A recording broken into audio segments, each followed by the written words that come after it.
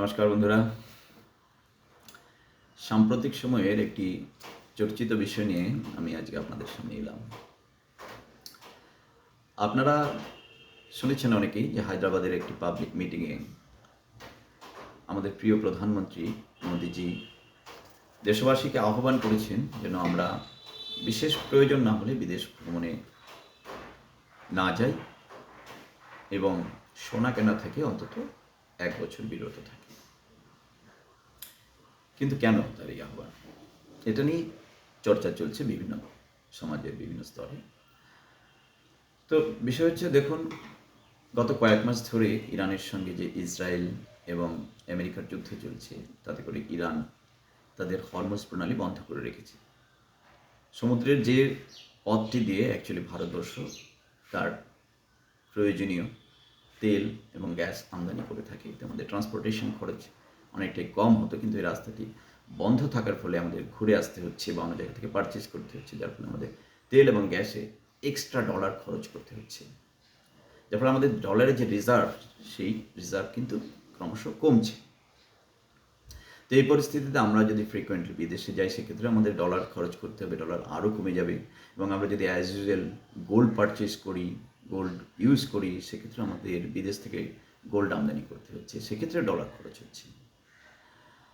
তো আমাদের ডলারের সঞ্চয় কি এতটাই কম যে এতে আমরা ক্রাইসিসে পড়ে যাব বা বিশেষ সমস্যা তৈরি হবে?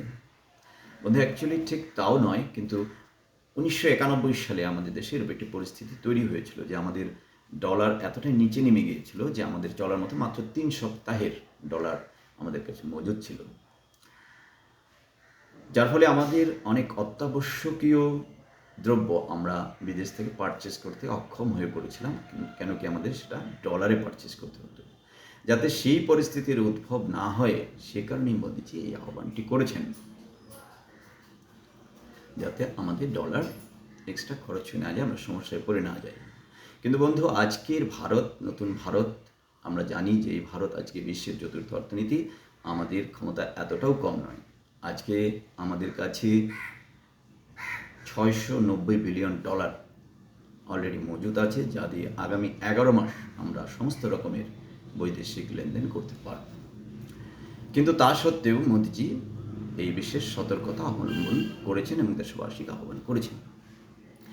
একই সঙ্গে আরেকটি বিষয় রয়েছে যেটি আমাদের অনেকেরই নজর এড়িয়ে যাচ্ছে, যে সেটি হচ্ছে যে আমরা ভারতবর্ষ যে গতিতে আগাচ্ছি, আমরা বর্তমানে বিশ্বের ইলেকট্রনিক গুডস তৈরির ক্ষেত্রে অন্যতম অগ্রণী ভূমিকা পালন করছি।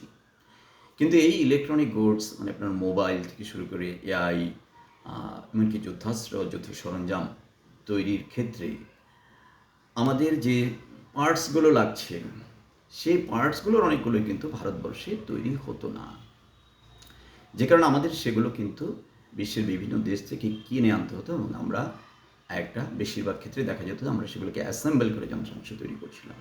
কিন্তু আজকে ভারতবর্ষ সে অ্যাসেম্বল করতে চাচ্ছে না, সে ম্যানুফ্যাকচারার হতে চাচ্ছে, সে ম্যানুফ্যাকচারিংয়ের দিকে আগাচ্ছে।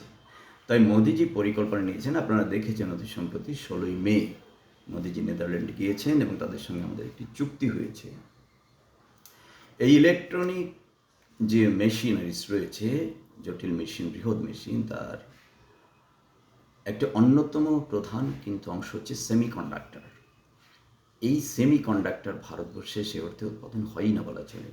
এই সেমিকন্ডাক্টর উৎপাদনের জন্য মোদিজি কিন্তু নেদারল্যান্ডসের সঙ্গে একটি চুক্তি করেছেন এবং সে দেশের ASML অর্থাৎ অ্যাডভান্সড সেমিকন্ডাক্টর ম্যাটেরিয়ালস লিথোগ্রাফি, এই কোম্পানিটির সঙ্গে চুক্তি হয়েছে এবং তাদের কাছ থেকে আমাদের এক্সট্রিম আলট্রা ভায়োলেট সিস্টেম, এই মেশিনগুলো কেনার কিন্তু কথা হয়েছে।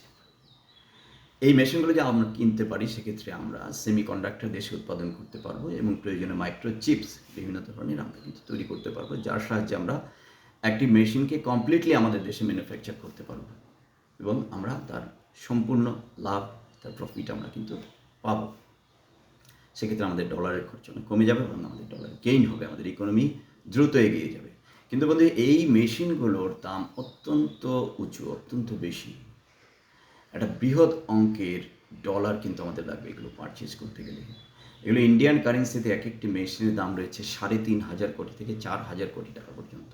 তো এই মেশিনগুলো কেনার জন্য আমাদের সেই ডলার তো রাখতে হবে, সেই ডলারকে আমাদের খরচ করতে হবে তখন যখন আমাদের মেশিনগুলো আমরা নেব। সে কারণে মোদিজি কিন্তু আজকে আমাদের এই আহ্বানটি করেছেন এবং এই মেশিনগুলো অতি সম্প্রতি আমরা আমাদের দেশে নিয়ে আসব। তাই বন্ধু, আমরা যারা রাষ্ট্রবাদী আছি, আমরা যারা সদা সচেষ্ট এই ভারতবর্ষকে এগিয়ে নিয়ে যাওয়ার জন্য, বিশ্বের সর্বোচ্চ স্থানে পৌঁছে দেওয়ার জন্য, তারা সকলেই বিষয়টি অনুধাবন করতে পারছেন, পজিটিভলি নিচ্ছেন। তো সকলের কাছে এই আবেদন রেখে, আহ্বান রেখে যে আসুন আমরা আমাদের ভারতবর্ষের জন্য সর্বোচ্চ আমাদের শ্রম, সর্বোচ্চ চেষ্টা আমরা দিই এবং আমাদের প্রধানমন্ত্রীর কথা আমরা অক্ষরে অক্ষরে পালন করি। এই আহ্বান রেখে সকলকে ধন্যবাদ এবং নমস্কার জানিয়ে শেষ করছি। বন্দে মাতরম। ভারত মাতা কি জয়।